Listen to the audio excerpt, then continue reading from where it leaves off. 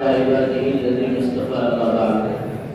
أعوذ بالله من الشيطان الرجيم. بسم الله الرحمن الرحيم. واعتصموا بحبل الله جميعا ولا تفرقوا. صدق الله العظيم. صدر گرامی قدر عالی وقار حضرات حضرت مشفق و کرم فرما اساتذہ کرام اور رفقاء معبد، آج کی اس بلد سعید میں میری خطابت کا عنوان ہے شاعر مشرق علامہ اقبال علیہ الرحمت یہ صداقت آگی شعر کے ایک وہ مسلم حرم کی پاسبانی کے لیے، ایک وہ مسلم حرم کی پاسبانی کے لیے نیل کے ساحل سے لے کر تا بقا کی کاشور. حضرات گرامی، ملت اسلامیہ کی وحدت اور اس کا اتفاق و اتحاد اسلامی نقطہ نظر اور عقیدہ اور روح کے اعتبار سے ایسا بنیادی اور لازمی عنصر ہے کہ ایک لمحے کے لیے بھی اسے صرف نظر نہیں کیا جا سکتا. قرآن حکیم میں اللہ رب العزت ارشاد فرماتا ہے انما المؤمنون اخوہ فاصلحوا بین اخویکم. حدیث پاک میں ارشاد رحمت للعالمین ہے المسلمون كجسد واحد ان اشتكى عينه اشتكى كله وان اشتكى رأسه اشتكى كله.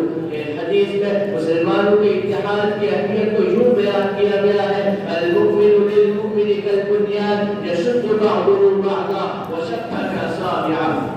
حضرات گرامی، امت مسلمہ کا اتفاق و اتحاد، اخوت محبت اور صلح و آشتی وہ لازمی جوہر ہے جو مقصود فطرت بھی ہے اور مقتضا شریعت بھی. یہی مقصود فطرت ہے، یہی رمز مسلمانی، یہی مقصود فطرت ہے، یہی رمز مسلمانی. اخوت کی جہانگیری، محبت کی فراوانی، گزارے رنگ و خوف کو توڑ کر ملت میں گم ہو جا، نہ تو رانی رہے باقی، نہ ایرانی نہ افغانی.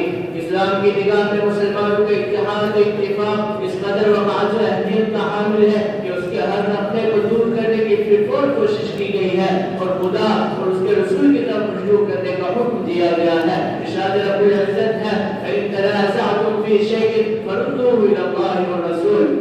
حضرات، اسلام کی 1400 سالہ تاریخ پر اگر ایک سالانہ نظر ڈالی جائے تو دو متضاد تصویریں نگاہوں کے سامنے مل جاتی ہیں. ایک دین اسلام کا وزنی طور جب ملت اسلامیہ کی وحدت اور اس کا اتفاق و اتحاد واعتصموا بحبل اللہ جميعا کی اپنی شکل میں جلوہ نما تھا تو مسلمانوں کی طاقت کے زیر رواں کے سامنے دنیا کی ساری طاقتیں خضوع و خاشاع کی حیثیت اختیار کر چکی تھی. لیکن جب مسلمانوں میں باہمی اختلافات و نزاعات اور نسلی و علاقائی تفریق و تعصبات نے سر ابھارنا شروع کیے تو انحطاط و تنزل اور شکست و ریت کا مقدر بنتی چلے گی. اب میں اس شعر کے ساتھ اپنی تقریر کو ختم کرتا ہوں. غبار آلودہ رنگ و نسب حمال پر تیرے، غبار آلودہ رنگ و نسب حمال پر تیرے، تو اے مرغ حرم اٹھنے سے پہلے پر فشا ہو جا وما علینا الا السلام.